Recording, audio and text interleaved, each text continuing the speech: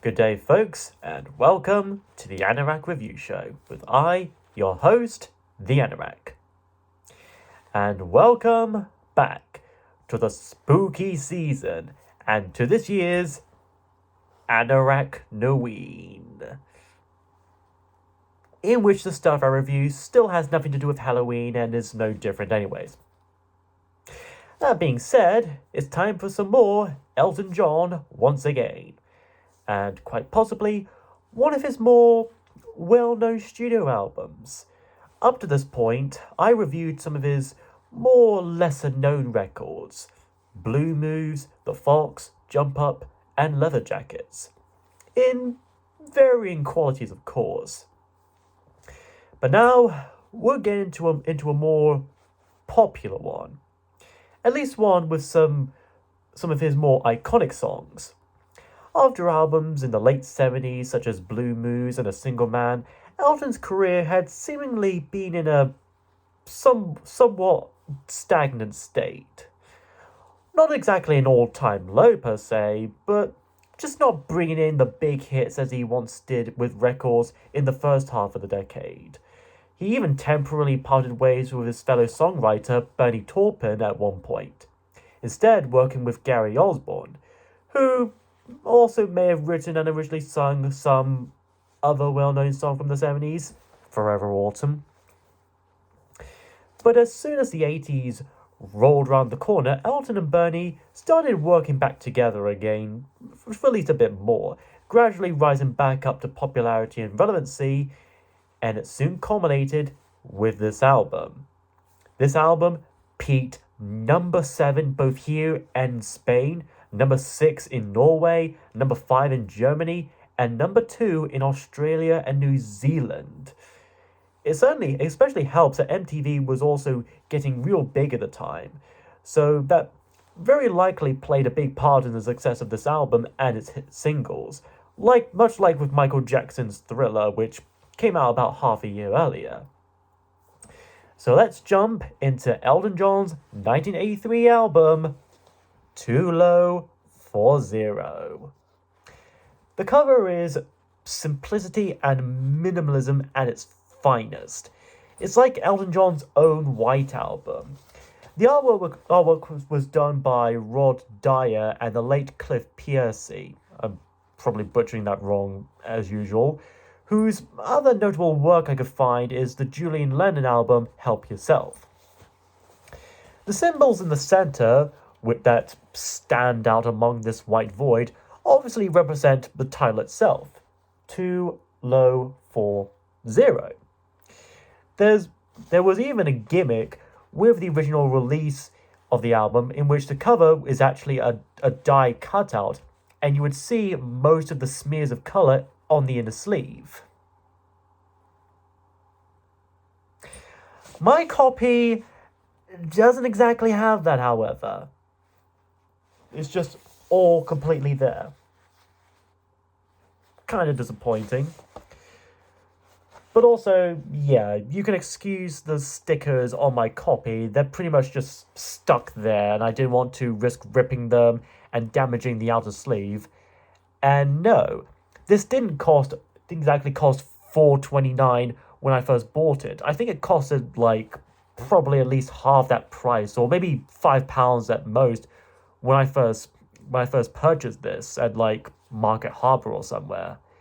It could go either way, frankly. It could go really cheap or really expensive. But regardless, very cool cover for a cool album. Now, for what we're really all here for, the music. We begin the album with Cold as Christmas, in brackets, in the middle of the year. Now, I already talked quite a bit about this song way back last year in my top list of favourite Christmas songs. Even if it wasn't technically intended to be a quote-unquote Christmas song. That said, I still stand by my opinion of it still counting as one anyways. So what are you going to do about it? Anyway, that all being said, this song is actually, of course, more about a family seemingly drifting apart, sitting at separate tables and sleeping at different times, and how Not even a change of settings like warm winds and palm trees can change the mind so easily. Like with Madman Moon by Genesis, this song too kind of takes apart the whole grass is greener elsewhere mindset and belief. A change of environment won't mean a change of heart, nor would it mend any internal wounds or anything. Or at least not enough to just make things any better. It's just the same old problems, just in a different setting. And only with the chorus does Elton actually compare the coldness of the situation to a Christmas, even when it's in the middle of the year, like the month of July. It's also kind of like ironic since Christmases are usually considered a time of getting together with friends and family, something positive and uplifting. Though, even then, not everyone is going to have a really good time every Christmas, or at least have any much family or friends to spend it with left.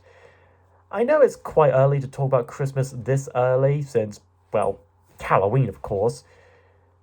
But then again, it's never truly early for the blessed holiday, even as soon as this time of year. I mean, have you ever been to an actual supermarket shop even before October? You're bound to find some Christmas decorations being sold out already. So, yeah, Christmas song or not, Cold as Christmas is still a beautiful ballad from Elton and Bernie, and among many more of their underrated tracks. Not only do we have Elton on piano as always, but we also have a guitar by a longtime member of Elton's band, Davy Johnstone, as well as Ray Cooper on the drums, who also did percussion for the Pink Floyd song Paranoid Eyes from the Final Cut, which I also reviewed earlier this year. Scala Conga, I'm hoping I'm pronouncing that one right, plays a sweet, beautiful harp, and in fact, this isn't even the first time she played such for a previous Elton John song, as far back as 13 years prior for the song Come Down in Time from 1970's Tumbleweed Connection. And among the backing vocals just so happens to be none other than Kiki D herself, the lady who sang with Elton on the 1976 duet Don't Go Breaking My Heart. Yes, oh yes, that Kiki. Next, we come to the most well-known song of the album, if not one of Elton's many signature songs, I'm Still Standing. When it's not songs from the 70s like Rocket Man, Crocodile Rock, and Saturday Night's All Right for Fighting that most people know Elton for, it's this one from the 80s.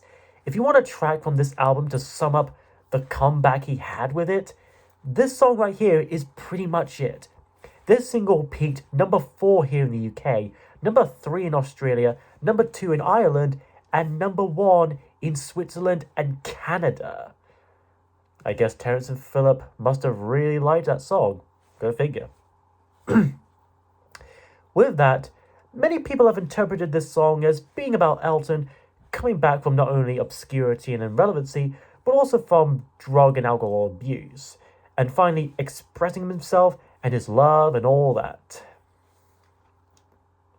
However, while I can understand if you can see it in that general way, Bernie Taupin himself has stated that he had a different idea in mind when writing this song and its lyrics, saying that this was more of a take that to an old girlfriend of his, an ex-girlfriend to be exact. Again, I can see it in that kind of way as well, whether it's getting back after a hard breakup or facing a general adversity in life. You can never know what it's like. Your blood like winter freezes just like ice. Boy, having all your blood solidify like that must not be pleasant at all now that I think about it. And there's a cold, lonely light that shines from you. You'll wind up like the wreck you hide behind that mask you use.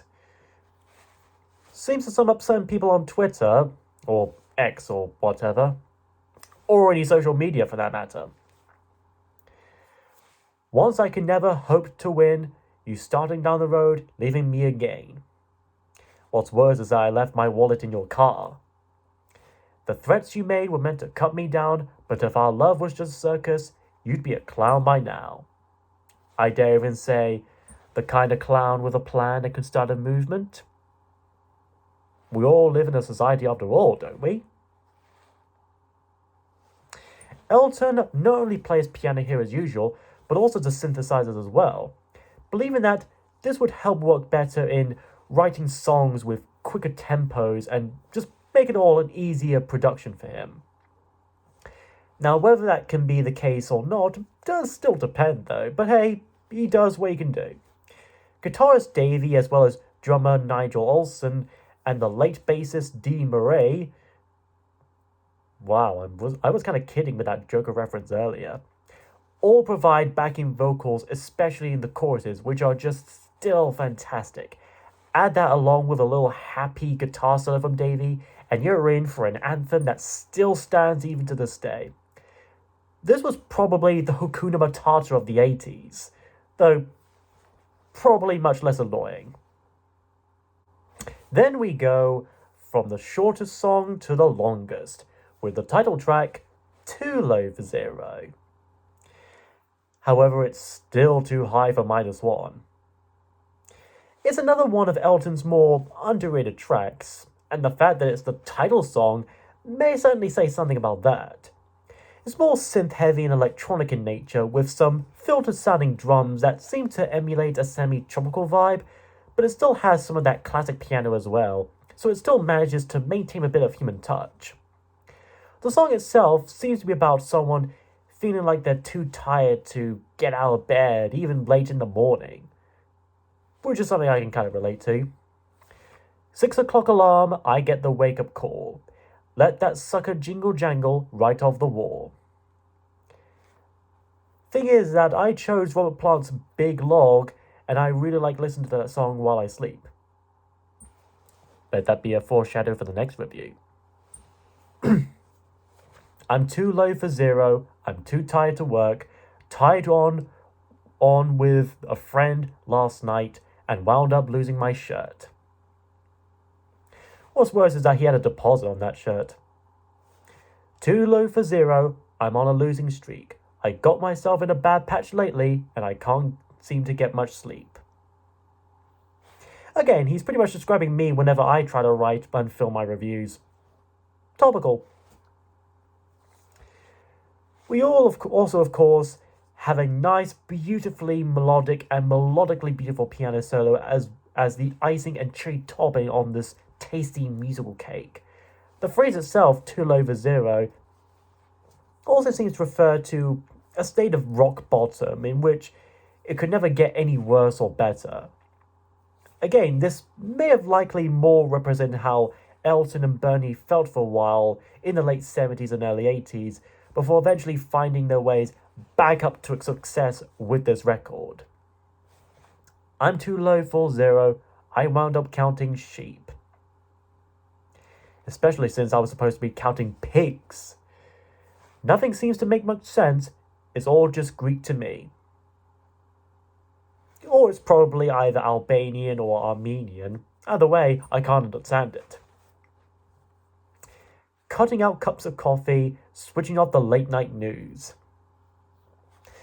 Well, at the very least, he's turning off CBS and Fox News. Again, topical. Putting the cat out 2 hours early, it isn't any use. You may think that, but when those mice start invading your home and stealing your foods, you might want to rethink your choice and decisions on kicking out that cat much early. I'm too low for zero, insomnia attacks. Watching flies with my eyes until sunrise, it's daylight when I hit the sack. Yet again, pretty much describing me. We then get a semi-psychedelic ending with some lovely flaky sounds sprinkled all over, almost similar to the Beatles' Tomorrow Never Knows or Phil Collins' cover of that song. This track as a whole is somehow underappreciated, at least compared to something like I'm Still Standing or one of the next songs. Its musical euphoria and its lyrics of fatigue and frustration are certainly relatable to many people, myself included. Again, topical. Afterwards, we got the simply titled Religion. This one is certainly more rocky in nature compared to the previous tracks, almost on par with some of the classic songs from the 70s like Crocodile Rock, Dirty Little Girl, or All the Girls Love Alice, though not as hard as much as groovy. The lyrics seem to deal with the idea of finding spirituality and enlightenment in some unexpected places and circumstances. It's almost like it's taking the mick out of gospel music without exactly emulating or sounding like what one would think of when they hear gospel. Well, he can almost taste the money. Then he realized that copper tastes terrible. Unless you put a bit of salt in it, then that makes all the difference. But he was sitting in a den of thieves. Turns out he was actually a contestant on Dragon's Den. Looking for the Great Awakening, trying to find a way to leave. However, he won't be awakening or leaving anytime soon, since he's still too low for zero and too tired for work. But then, of course, this man found the light, and it went on inside him. Now he's working for the Holy Guide, he still drinks everyone now and then, but he still maintains good faith in everything and everyone. So basically, he's converted to Mormonism. In the chorus, Elton sings how religion does the best it can, how we all make mistakes, and how we'll all wind up with a man. And yes, even the man himself, Mr. T. The next verse focuses on a woman who struggles hard at work as a motel employee and gets treated with apathy, even when she gets paid next to none. So basically, she's working at either the Bates Motel or the Overlook Hotel. But one day, as she drives away at the end of a shift, she senses a presence possibly helping out and guiding her, implied to be someone speaking on the radio. I can relate to this, of course. I too get motivated whenever I listen to Planet Rock, where rock lives. I also like the little detail in when after Elton sings just a gentle voice on the stereo, a backing vocal sings the last word stereo in this sort of interesting filter. But of course, she too has got the religion, and the light went on inside her. And she too will be working for the Holy Guide. Again, working for either Mormonism or Scientology. While religion may not exactly be a literally religious song, it's still a pretty bright and upbeat song about keeping up your spirits and finding your path to life and prosperities, even in places where you might least expect it. Side 1 ends with the second most well-known track of the album. That, I guess, that's why they call it The Blues. Co-written not only by Elton John and Bernie Taupin, but also Davy Johnstone as well.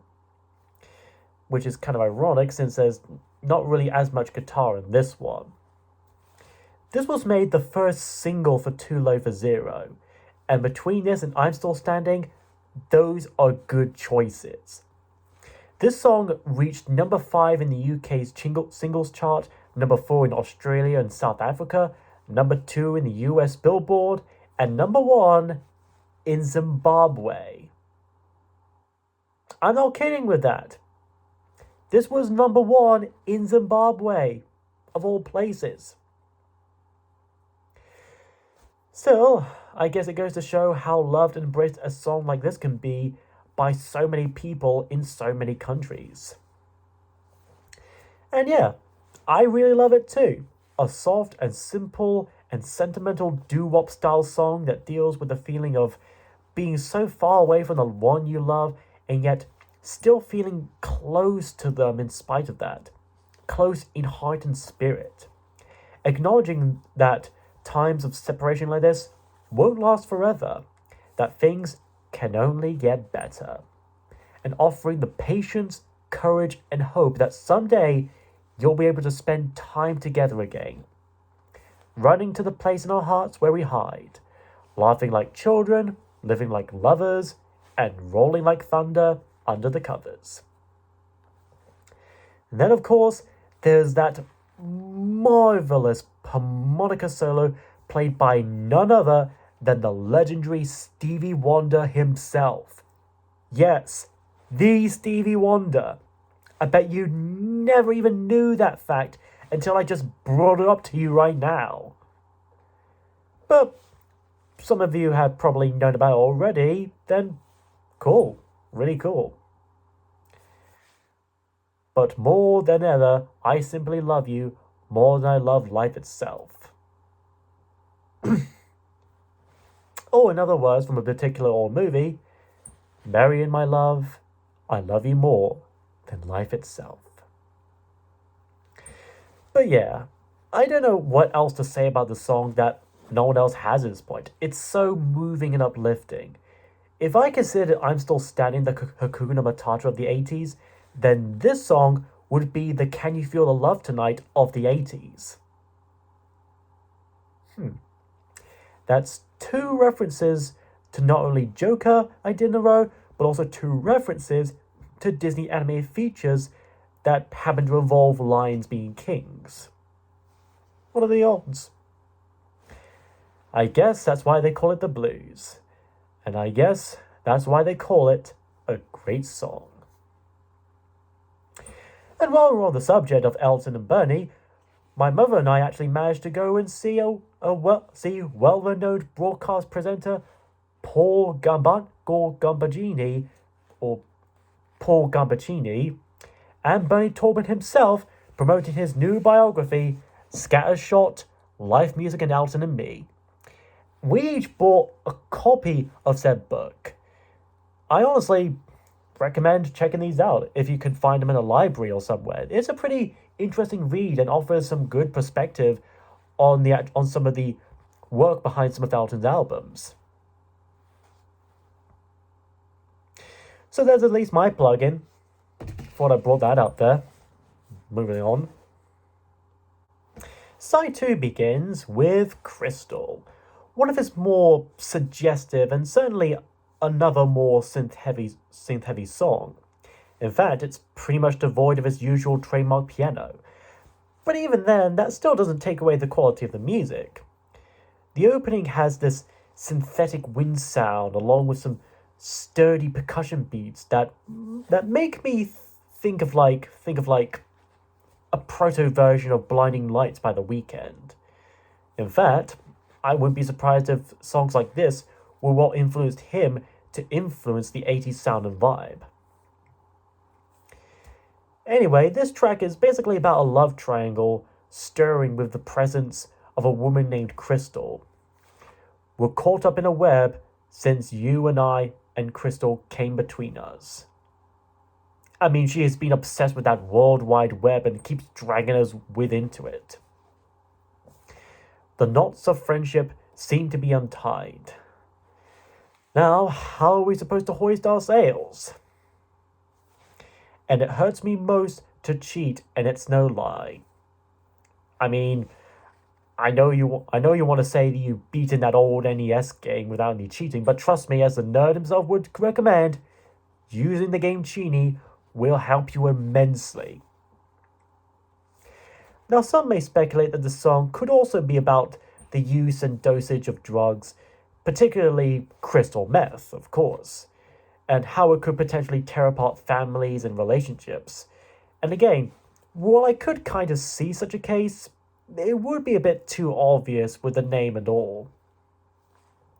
Though this interpretation would have Elton personifying crystal meth, similar to how Genesis apparently personified heroin as a woman with an invisible touch. But regardless, not every old song has to be about drugs. That's all I'm saying. Now in the chorus, Elton pleads to de-escalate the situation and not blame Crystal at all for any of this. If she leaves me, handle her with care, don't hurt little Crystal.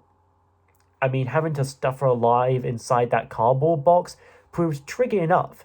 Just making sure she doesn't get crushed and shattered along the way, that's a whole other task. And if she calls you long distance, just be there. She still believes that the pandemic is still ongoing, so she keeps sticking to social distancing rules. Oh, Crystal, the world's your oyster, you're a pearl, but he's a jewel and my friend. So, Crystal was made by the world as a natural defensive repellent against any irritant or parasites? I mean, that's how oysters create pearls, apparently. Or if we're to go by SpongeBob logic, Crystal here was actually born out of an egg made by the world and is the world's baby. And Mr. Crab is probably going to try and steal her because it's free day or something. Also, did you know that pearls are made out of a compound of nacre, calcium carbonate, and aragonite? You know, some of the same stuff used to make mollusk shells as well. Never thought I'd teach you that, eh? Anyways, while this song may not exactly have a piano solo or a guitar solo, it does have a synthesizer solo. A very short one, but still a solo. Then we switch gears quite abruptly and yet smoothly at the same time into Kiss the Bride. Contrasting the mostly electronic nature of the previous track, this one is without a doubt good old rock and roll. Definitely reminiscent of Saturday Night's All Right for Fighting, with a bit of Kinks or U2 vibe as well. It's bright, active, full of light-hearted energy, and has a bit of a catchy riff to it. Like Crystal, this song is also pretty much about a love triangle, this time being about someone having unrequited feelings for a woman who's about to get married. He attends the wedding, and when the preacher says the whole anyone object, speak now or forever hold your peace thing, he hesitates on raising a hand, standing up, and saying he wants to kiss the bride. The song goes on to imply that maybe the two did have a thing going a while back before she was engaged to someone else. But he remains happier for her anyways. These bittersweet lyrics may be at odds with the more uplifting music, but when you think about it, it seems to also be about having to come to terms with heartbreak and knowing that the other person are still happy with their life anyways. And maybe someday, you'll eventually find the right one, or perhaps the right one will find you. You'll have to see. While not as big a single as I'm Still Standing, or I guess that's why they call it the blues, it's still a fun and energetic Elton John song anyways, and is worthy of appreciation. And maybe perhaps it is. After all, no wonder this, along with Rocket Man's Sacrifice and even Where's the Shoe Off and Blues Moves, were interpolated into the Elton John Dua Lipa mashup song Cold Heart. Next is Whipping Boy. Another old school rock and roll tune, a bit like All the Girls Love Alice, as well as Queen's Good Old Fashioned Lover Boy and Crazy Little Thing Called Love. And like those songs, this too has some rather suggestive lyrics, centering around Elton dealing with an abusive lover, saying she's cruel, does him wrong, and hurts him. But while he may be broken like a toy and even run down to the point of his feet becoming sore, he still defies her, saying that he's not her whipping boy. By that he means he's not going to be making any more of those whipped creams he makes for her anyways. I'll let your mind fill in the gaps on that one. He goes on to say that she's wild and sly at what she did to him. He was 30, which, considering Elton's age and date of birth, it was probably in 1977 when they first met. He looks like 50, as he would in 1997 when the album The Big Picture came out, which was Bernie's least favourite album, while Elton's least favourite was Leather Jackets. but he feels like 63, which he would be in 2010 when he made The Union, a collaboration with the late American country rock artist Leon Russell. Random bits of trivia, I know, but then again, the choices of ages here are a bit random as well. You're dirty, but you're worth it. And like L'Oreal Paris, we're worth it. I could do time if they find out. Look out, San Quentin, here I come. Unfortunately, he took a bit of a wrong turn partway through the journey and ended up in San Fierro in San Andreas. The very dancey retro rock music here, with its riffs and everything, certainly does call to mind old rock and roll stars like Chuck Berry or Little Richard. Though, let's be honest here, a collaboration between Elton John and Chuck Berry, or maybe even someone like Jimi Hendrix, would have been the dog's bollocks. But anyways, yeah. Whipping Boy is a whipping good song and is worthy of a listen and dance to as well. On par with the previous song with their very neat hooks, I guarantee a song like this will whip those partygoers into shape. After that is Saint, another more synth-heavy stadium rock ballad with possibly some subtle religious undertones. It starts off with this nice synthetic melody, almost like some kind of anthem playing, for about 12 seconds before Elton sings once more. This time in praise of someone seemingly extraordinary and unique, how they face whatever challenges the world may face at them, and how they don't conform and follow the norm, and how they left an impression on Elton and his own life.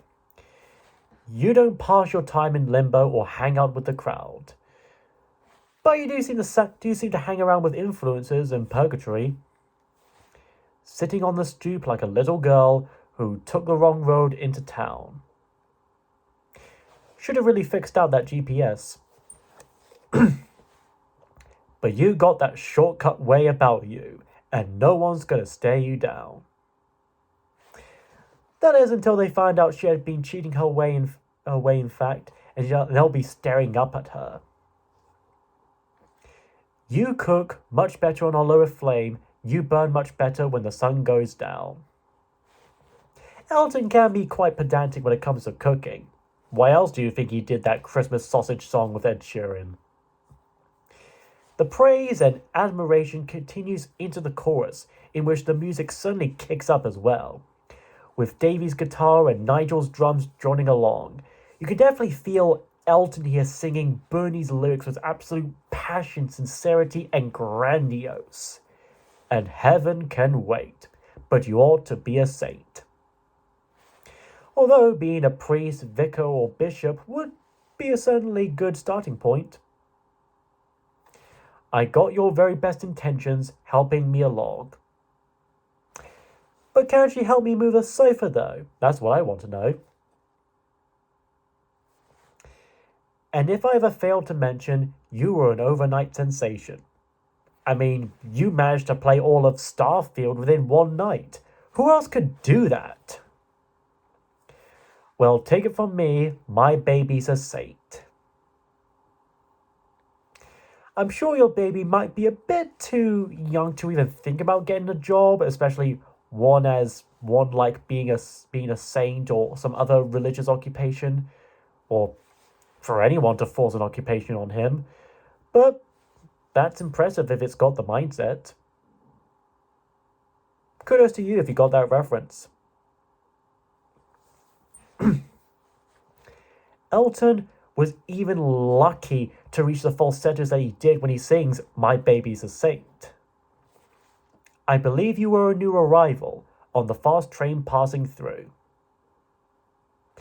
Well, actually, I overslept and missed the station I was meant to stop at. I'm not meant to be here. And you traded in your luck for survival, to sweeten up the witch's brew. However, it still hasn't gone quite sweet enough for the witch, so she's going to be needing more corpses for her brew. You had a better way of working magic, a little mystery in your eyes. I guess you can say she's got a strange magic. You know, never believe it's not so.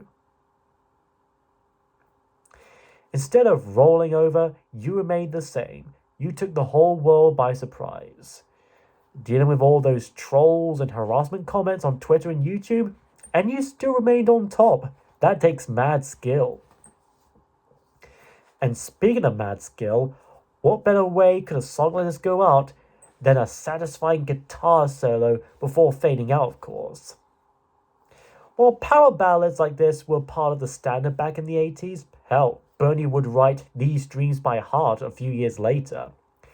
But songs like this also go to show as to why. They're emotional, yet uplifting and overwhelming. And this is no exception. While religion may seem like a light, funny joke at worship music, this song, Saint, certainly sounds like the kind of worship music that you would hear at a church. And so, our album ends on another sublime ballad with One More Arrow. Featuring not only Elton's piano in center stage again, but also an accompanying string session by James Newton Howard himself. I might have mentioned him far back in my prior Elton John reviews that he had done synthesizer work and arrangements for many of Elton's songs and records from the mid-70s and into the 80s, including ones I had reviewed, being Blue Moves, The Fox, Jump Up, and Leather Jackets.